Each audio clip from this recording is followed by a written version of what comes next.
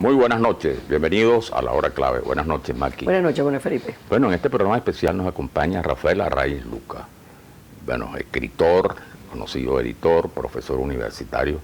Bueno, siempre nos tiene muchas cosas que contar, todas interesantes. Bienvenido, sí. Rafael. Muchas gracias por la invitación. Sí, señor, y además Rafael tiene una capacidad de síntesis de los contextos históricos interesantes. Ahora acaba de presentar un libro que se llama El petróleo en Venezuela y una historia global. Ese libro es muy interesante porque aborda, tal vez por primera vez, porque no se ha hecho eso de una manera sistemática, la historia, es decir, una visión historiográfica muy orientada hacia lo internacional del petróleo en Venezuela. De acuerdo. ¿Es o no, Rafael? Cuéntanos un poco, porque tú viviste eso en etapa y fue muy interesante. Es muy interesante lo que planteas allí. Sí, porque la historia del petróleo venezolano no se entiende si no ves el universo, la geopolítica.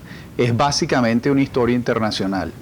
Por ejemplo, los precios del petróleo no dependen de nosotros, la tecnología depende a medias, buena parte del periodo previo a la estatización estaban las concesionarias. O sea, la historia del petróleo en Venezuela es también la historia de la Standard Oil, de la Shell, etcétera. Entonces, fundamentalmente es una historia global, lo que la hace muy interesante, porque muchos hechos que ocurrían en otros países determinaban hechos acá. Un ejemplo. Y desde mucho antes de la llamada globalización. Claro, por ejemplo, Lázaro Cárdenas nacionaliza el petróleo en México en 1938 y las concesionarias se llevan las manos a la cabeza, y entonces cuando Medina está redactando la ley de hidrocarburos en 1943, el temor de las concesionarias es que las nacionalicen. ¿Sí? Y no ocurre. Entonces ceden en muchos puntos a favor de la ley de Medina, porque lo peor que les podía ocurrir era que los nacionalizaran. Entonces este es un ejemplo de muchos donde como un hecho internacional incidía en la industria esencial de los venezolanos, porque esa es otra cosa. Desde 1914 Venezuela vive fundamentalmente del petróleo. Esto es una nación petrolera que el petróleo ha tenido una incidencia política y económica determinante.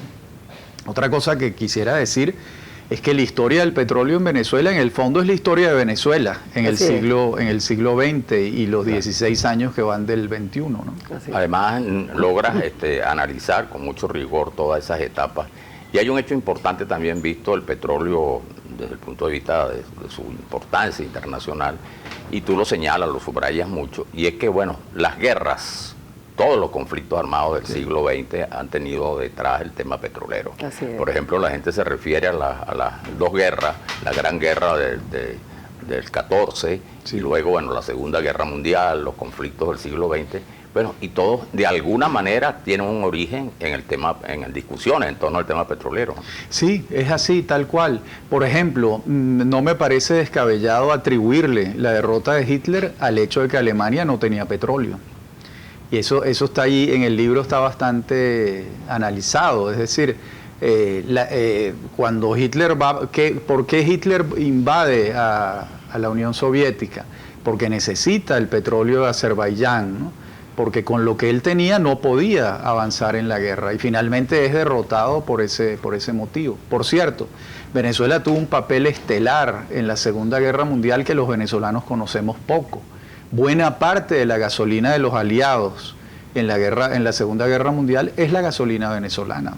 Y de hecho, en las costas cercanas a Maracaibo, Aruba, Curazao, Bonaire, hay 2 o 3 submarinos alemanes hundidos, porque el petróleo, la gasolina de la Segunda Guerra Mundial, en buena medida salió de aquí, de Maracaibo.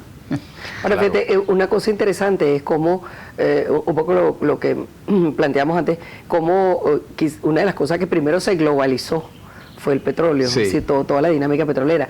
Pero sin embargo, Rafael, a pesar de ser el petróleo tan importante en todos los procesos sociales, incluso hasta bélicos, sin embargo, es tan vulnerable.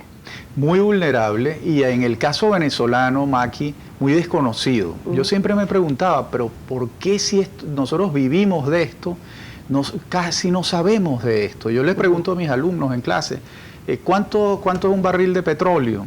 Y como yo sé que ninguno lo sabe, les digo, busquen, googleenlo, para que vean cuánto es. O sea, nuestra cultura petrolera es muy, muy pobre. Entonces, eso no deja de ser asombroso, siendo como es la fuente fundamental de nuestra riqueza, ¿no? De hecho, en la dinámica política venezolana, en el pasado, el epicentro fue el petróleo. El libro básico de Betancourt, Venezuela, Política y Petróleo. Uno de los temas centrales de Arturo Uslar, el petróleo. El tema central que hizo de Pérez Alfonso una suerte de gurú de la ecología, el petróleo.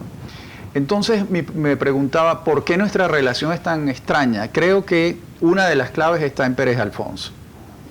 Pérez Alfonso se encargó de satanizar el petróleo y de satanizar la relación de los venezolanos con el petróleo, y eso cuajó, eso caló. Bueno, con el en la argumento opinión de que era una riqueza perecedera, ¿no? Sí. Que iba a desaparecer. Y que era el estiércol del diablo, que Sí. él lo toma de una expresión de uno de los cronistas de India, que lo llamó Stercolis demonis, y de ahí lo toma Pérez Alfonso. Y él pasa de ser el padre de López, el diseñador de la política petrolera de Acción Democrática, a un ecologista que se comía los alimentos que sembraba en su casa y que decía que el petróleo había sido la fuente de nuestras desgracias. Creo que eso contribuyó mucho a que los venezolanos tengamos una relación conflictiva con el petróleo. Sí, sobre ese tema vamos a seguir conversando luego de la pausa, porque señor. incluso hay una tesis que dice que, bueno, los países tienen petróleo, casi todos los países y muchos, pero el caso de Venezuela es distinto, porque no es un país que tiene petróleo, sino que es un país estructuralmente petrolero. Así Sí. es. Incluso desde el punto de vista social. Y ¿no? tenemos, como decías tú, los mejores técnicos petroleros y sin embargo el común de la población se ve el ombligo en relación al petróleo. Y tenemos no solo los mejores técnicos petroleros del mundo, Así que es. con este éxodo que ha habido lo han demostrado en Canadá, en Exacto. Colombia, etcétera, ¿no? Bueno, tenemos que ir a la pausa. Vamos a seguir después con Rafael Arraiz Luca. Hay muchas cosas interesantes que hablar con él en relación a este tema tan importante, tan vital para nosotros los venezolanos. Recuerden que pueden seguirnos y por supuesto hacer sus comentarios a través de las redes sociales por @lahoraclavepisogv. Y aquí en Globovisión nos vemos todos.